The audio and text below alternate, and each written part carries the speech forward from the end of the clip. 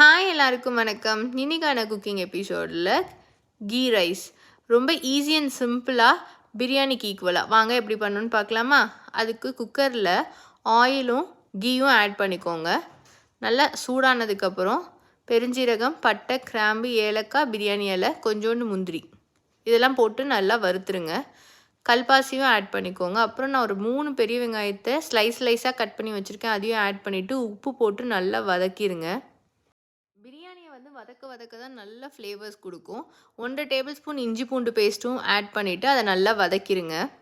வெங்காயம் தான் மெயினுங்க, அதை நல்லா வதங்கணும். அப்போ தான் இந்த பிரியாணியாக இருக்கட்டும், புலாவ் எல்லாமே டேஸ்ட்டாக இருக்கும்.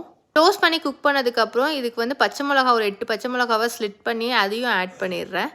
அப்புறம் 1.5 தக்காளியை பெருசாக கட் பண்ணிக்கோங்க, ரொம்ப வதங்க வேண்டாம். அப்புறம் ஒரு கையளவுக்கு புதினா, கொத்தமல்லி எல்லாத்தையும் போட்டு நல்லா வதக்கிடுங்க. நான் ஒரு 4-5 டேபிள் ஸ்பூன் கேர்டு எடுத்திருக்கேன். அந்த கேர்டோட கிண்ணத்துலேயே நான் ஒரு லெமனையும் ஆட் பண்ணிக்கிட்டேன். அப்படியே ஒரு லெமன் சாறு. அப்புறம் 1.5 table spoon garam masala powder, homemade garam masala powder, அதையும் ஆட் பண்ணி நல்லா வதக்கிடலாம். நான் இன்றைக்கி 2.5 டம்ளர் அரிசி எடுத்தேன். அதே டம்ளரில் 3 டம்ளர் நான் தேங்காய் பால் ஊற்றுறேன்.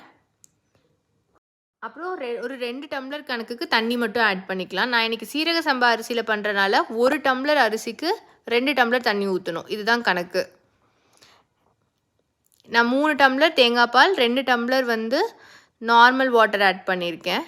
இந்த மாதிரி நல்லா பபிள்ஸ் வந்ததுக்கப்புறம் நம்ம சீரக சம்பா அரிசியை நான் ஃபஸ்ட்டே வாஷ் பண்ணி தண்ணியை வடித்து வச்சுருக்கேன். ஊற வைக்க வேண்டாம். அப்போ தான் நம்ம செய்யும் போது நமக்கு உதிரியாக வரும், குலையாமல்.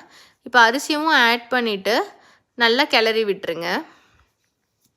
நம்ம இன்றைக்கி ப்ரெஷர் குக் பண்ண போகிறது இல்லை, தம் வச்சு தான் எடுக்க போகிறோம். நல்லா மிக்ஸ் பண்ணதுக்கப்புறம் ஃபுல்லாக ஃப்ளேம் வச்சு க்ளோஸ் பண்ணி மேலே அந்த ஆவி வர வரைக்கும் வெயிட் பண்ணுங்கள்.